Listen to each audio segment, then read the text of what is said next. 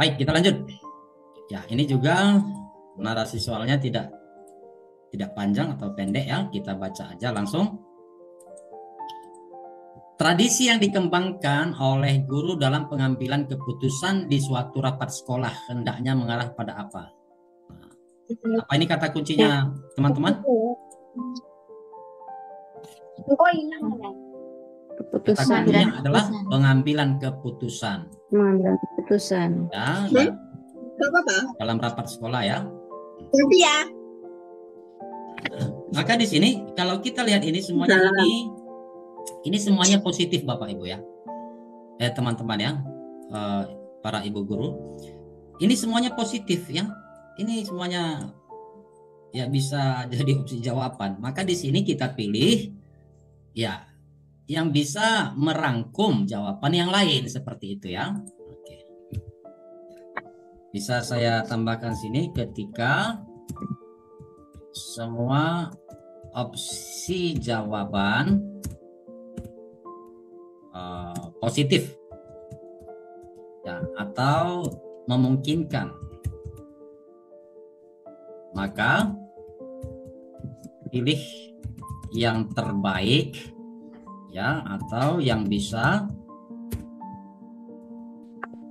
merangkum opsi jawaban lain. Nah, seperti itu dia. Nah, jadi ini adalah juga merupakan hal yang perlu kita perhatikan ya. Nah, jadi kadang seperti itu teman-teman, sepertinya jawabannya benar semua. Ya, maka ketika kita melihat hal seperti itu, kita pilih yang bisa mengakomodir jawaban yang lain. A. Kebiasaan musyawarah untuk mufakat, memperhatikan semua pendapat anggota. Ya. Di sini memperhatikan semua pendapat anggota, ya ini kan, tapi keputusan kan harus tetap diambil, ya semua anggota, ya sangat kecil kemungkinan pendapat semua anggota sama ya. Memperhatikan waktu yang tersedia. Nah, oke, mendasarkan pada kepentingan orang banyak, tidak menunda. Ya, bisa juga kita perhatikan konteksnya seperti yang tadi teman-teman ya. Ini kan pengambilan keputusan. Jadi bisa kita join dia beberapa tips yang sudah kita bahas tadi. Pengambilan keputusan itu ya, apakah berhubungan dengan tidak menunda keputusan untuk segera diambil? Ya, ada juga sih sedikit apanya ya. Tapi kok dia seperti kurang mengena gitu. Yang mana di sini yang menjadi kemungkinan yang paling Alfa, Beta, Charlie, Delta, Eko. Delta mungkin. Alfa. Ada jawaban yang lain? Ya, ya jadi Delta ya. Delta. Mendasarkan pada kepentingan orang banyak. Nah, jadi teman-teman ya, mendasarkan pada kepentingan orang banyak ini, ya ini sudah masuk di kebiasaan musyawarah untuk mufakat. Jadi hal ini juga ya sesuai dengan apa ya? Sesuai dengan sila keempat Pancasila ya. Nah, jadi kalau ada dia data yang mendukung, ya itu juga bisa merupakan apa? Merupakan pendukung jawaban kita teman-teman ya.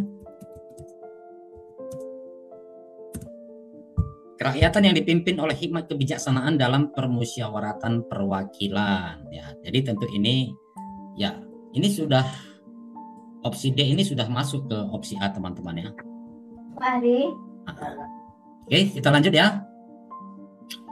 Soal nomor 5. Ya. Jadi kalau dia ada 2 kalimat supaya fokusnya jelas kemana, kita baca kalimat terakhir aja dulu ya. Baca kalimat terakhir seperti yang tadi. Pemahaman yang paling penting untuk disampaikan kepada siswa terkait dengan kegiatan itu dari upaya pelestarian lingkungan. Apa kata kuncinya Bapak Ibu ya? Penentuan kata kunci yang tepat di sini ya, ini merupakan hal yang pelestarian. Ya, pelestarian lingkungan. Konteksnya adalah tentang pelestarian lingkungan. Lalu di sini hubungan dengan dalam hal apa, hubungannya dengan hal apa, kita baca kalimat sebelumnya. Ketika guru mengajak siswa-siswanya untuk mengamati panen, ya, pelestarian lingkungan yang dihubungkan dengan ketika ada panen kayu di hutan. Nah, ini kan sudah cukup familiar menurut saya ya teman-teman ya. Saya ingat ketika saya masih SD ya, hutan-hutan yang ditebang atau gundul adalah dengan direboisasi, penanaman kembali. Ya, ini sudah cukup umum ya. So, which one is the answer?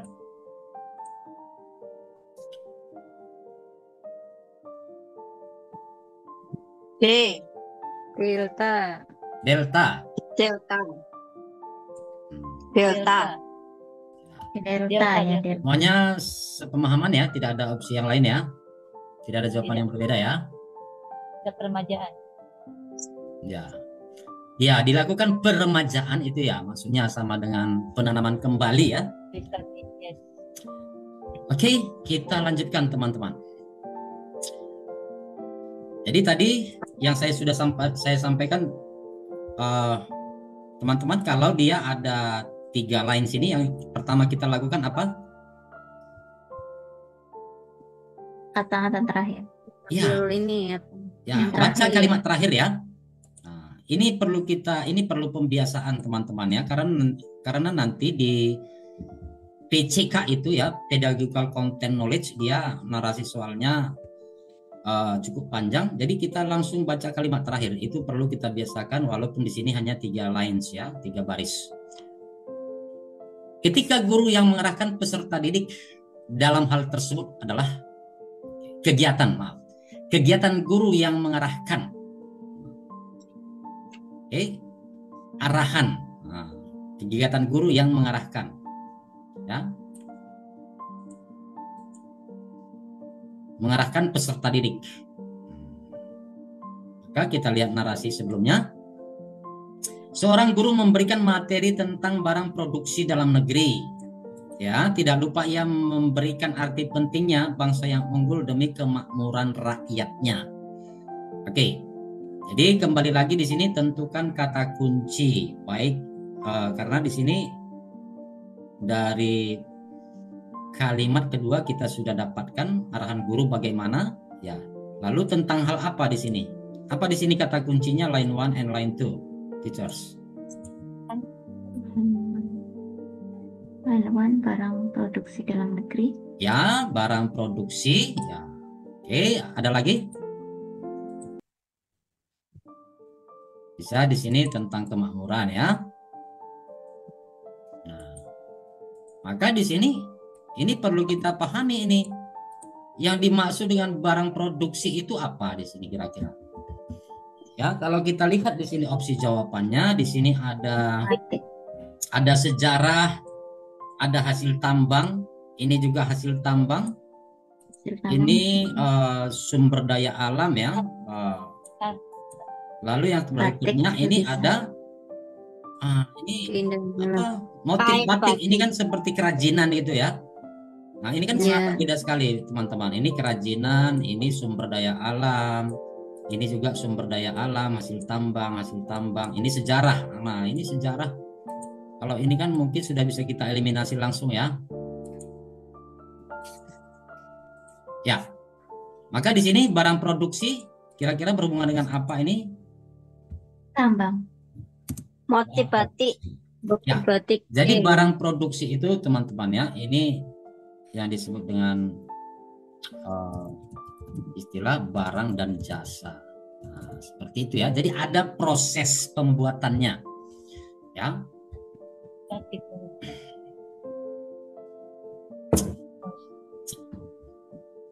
Oke, di sini ada proses pembuatan. Kalau ini tambang ini kan tinggal proses pengambilan sebenarnya ya. Lebih condong ke situ, maka di sini jawabannya adalah eko. Itu.